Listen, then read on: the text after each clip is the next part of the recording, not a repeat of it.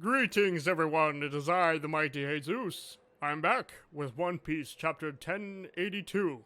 Let's go and take it. All right. The cover page for this chapter. Reader request: Chopper confusing Zeus for cotton candy and nearly eating him by Canon.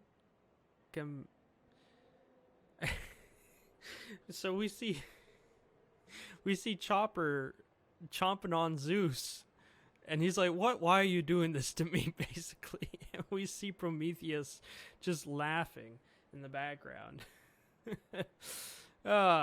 Good times. We start off the chapter with a news headline: Navy HQ Vice Admiral T-Bone dies. And Vice Admiral T-Bone is the guy from Enies Lobby. Well, he was on the train and he was cut down by Zoro. But he was a very admiral guy. The passing of Vice Admiral T-Bone, a figure beloved to many in the Navy and the public, sent shockwaves around the world. But the Navy did not reveal his cause of death at Navy HQ. We see Sengoku, and forgot her name, but she has the wash fruit where she washes people up like laundry. Oh, I think it's Suru. Have we found the killer? No leads. All we know is that their family must have been living a happily. All we know is that their family must be living a happy, comfortable life now. We're living in the end of days, Otsuru. Stabbed in the back by the citizens we're sworn to defend. It's sickening.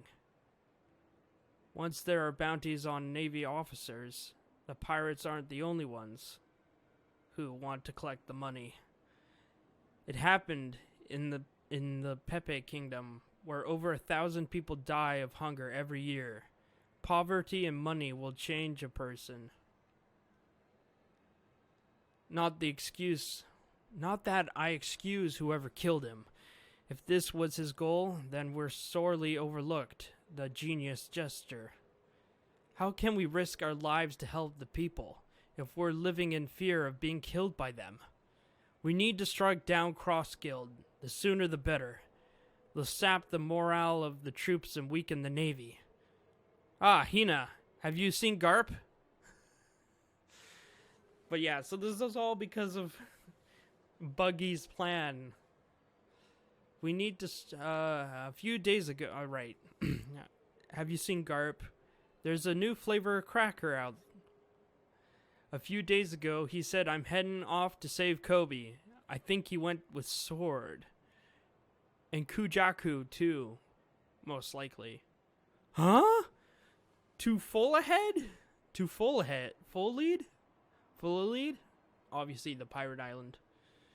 So we cut to Empty Bluff's new world where King Buggy, Admiral Buggy, whatever his title is, he's damn powerful.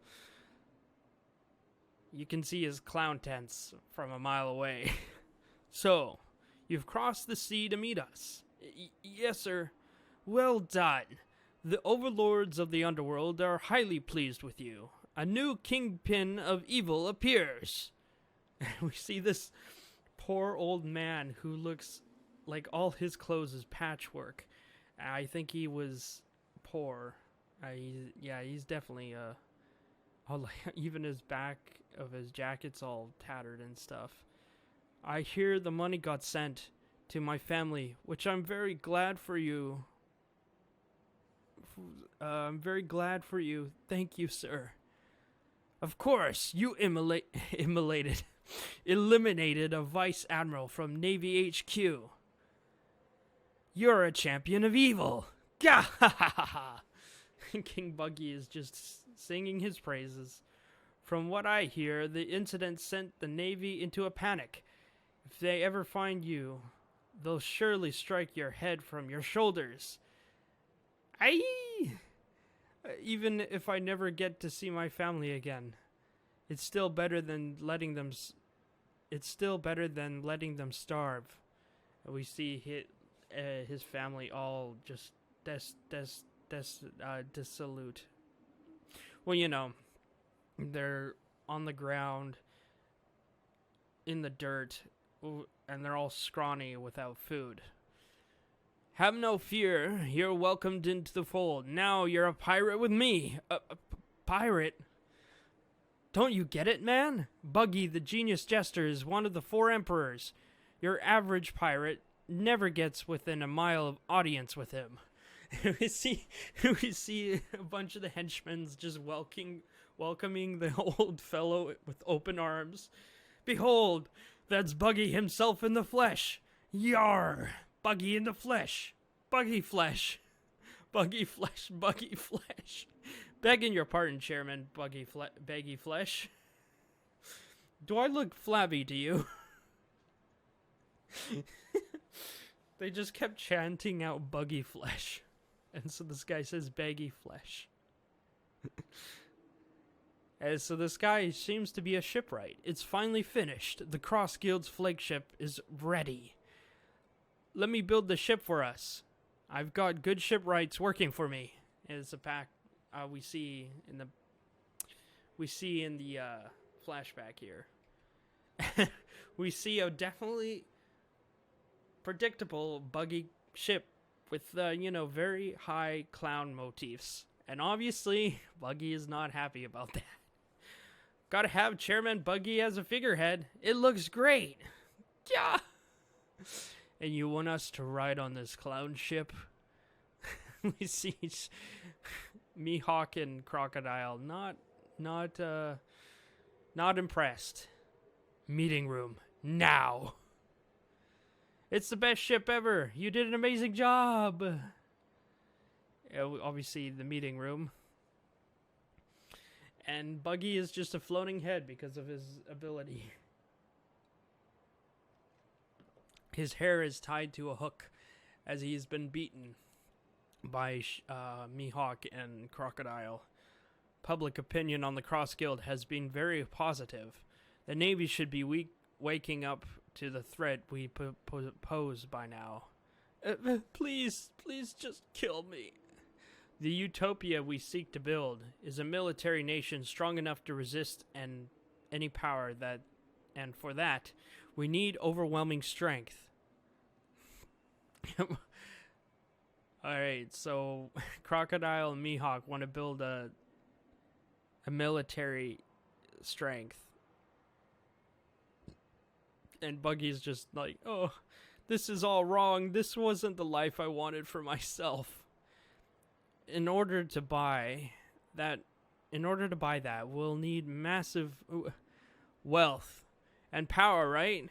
Well, if you'll permit me to speak freely, kill me and be done with it if you like, but I gotta get this on my chest. You really call yourselves pirates, chasing after these small-time goals? What's this, a last-ditch attempt at arguing back? Stop wasting your time with these lateral moves, boys.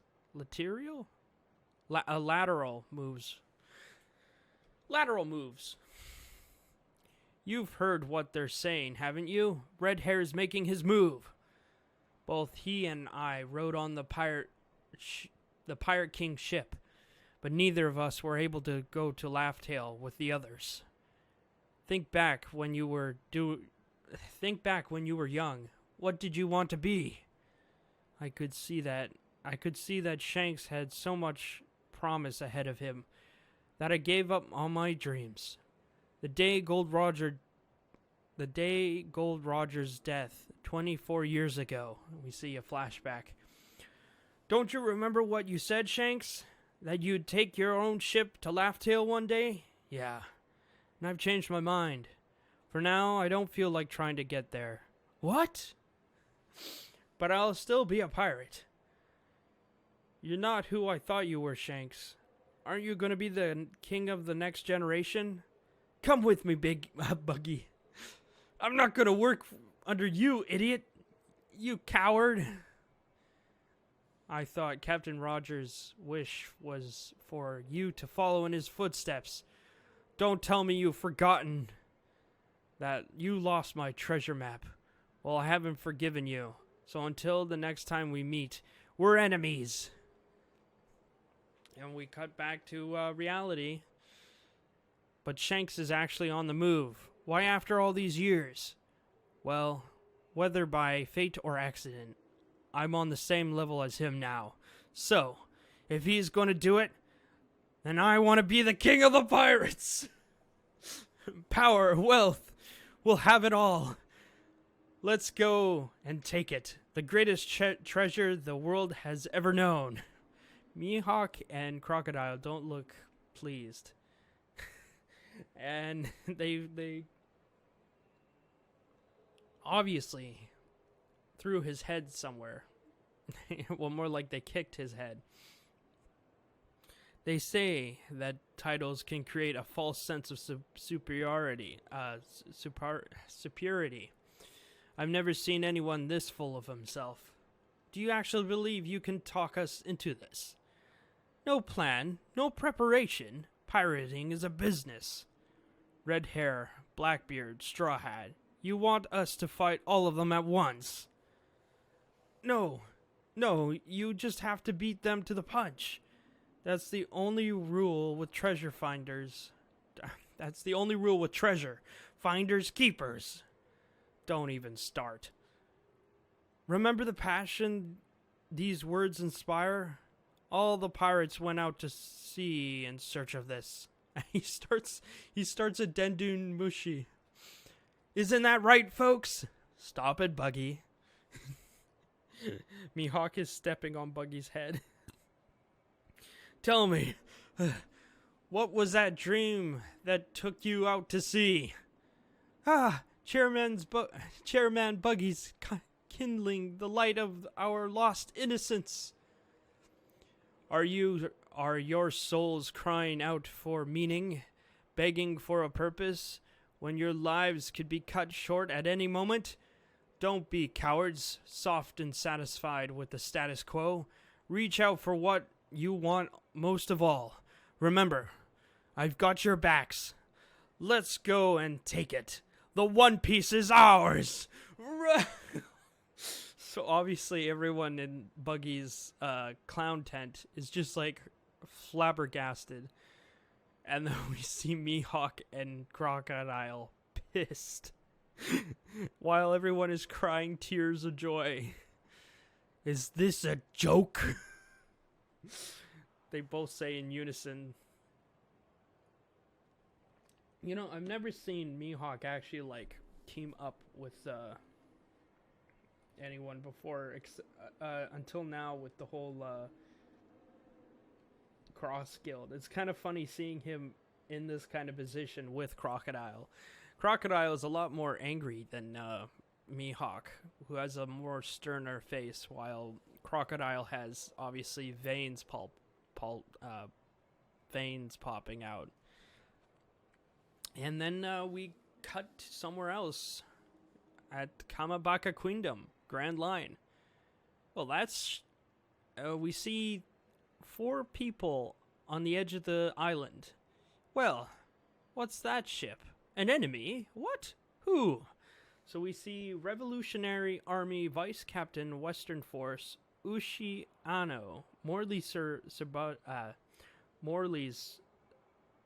subordinate, and we see he has like a clown, not a clown head. He has a bull head, and he's a very round. He's more he's like a tall figure and a long neck with a obviously. I wonder if he's a cow mink. We don't really know. And then we see Revolutionary Army Vice Captain Eastern Forces. Oh man, I'm gonna butcher this name. Ahiru? Bello Betty's subordinate, and she is a woman with a cybernetic arm, it seems, which is pretty dang cool. You don't see that very often. Revolutionary, and there's 2 other people. Revolutionary Army Vice Captains Southern Forces Gambo, Lindbergh's subordinate. He looks like something out of what's it called? He looks like one of the twins from Alice in Wonderland. I forget what they're called. but he's a very round figure with a striking mustache. Honestly, he looks like fucking he looks like Humpty Dumpty. And there's another guy, kind of reminds me of one of the Vinsmoke brothers with his goggle and stuff. Revolutionary Army Vice Captain Giron, Karasu's subordinate. We see Ahiru pointing out her cybernetic arm, and it goes so it looks like she's ready to fire or something. Wanna make a bet? I'll wager it's an enemy ship. How much? You're on. I put $1 million on Sabo's return, and this guy's just eating something. What is he eating? It's like very cylindrical. We cut to Dragon and Ivankov having a chat, and the revolutionaries are shouting out to him, Dragon, Eva, Sabo has returned. He's returned? Sabo's alive? Wonderful. So he's all right. You cheated. $1 million indeed. I'm not paying. Oh, yes, you are. He's still eating something. Wait, you saw it through a looking glass. Welcome back, Sabo. Don't have one. He's just eating something. Is that his telescope? Are you... Oh, he's eating the telescope.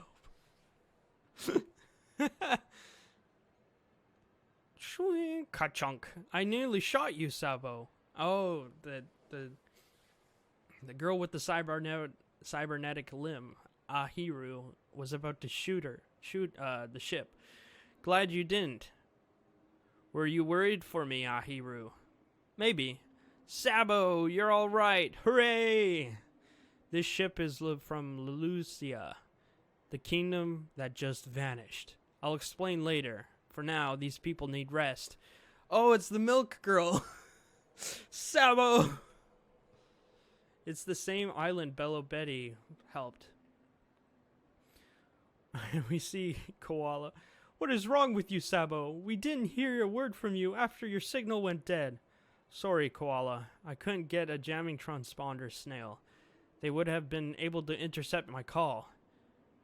Remember how I sent an indirect call signal? 3 noises? I wasn't actually in Lelucia. But I was so worried. She's crying. I'm sorry, okay? Sabo, why are you boys like this? Whoa, Morley just came out of nowhere. You had me worried sick. So, it's Bello Betty talking time. Glad you're here. I remember you. You sad sacks from Lelucia. A real shame what happened to your homeland. But I hear you want to enlist in our army. Yes, ma'am. It's the milk girl again. Then first, you need rest, so you can clear your heads. So we cut to a meeting room with Sabo, Dragon, and Ivankov. I heard about what happened to Kuma. I'm sorry, we wasted all your hard work. No, I know this was harder for you too. Perhaps he was programmed with some directive to return to Mary Joie at any moment. Can't we tell the captains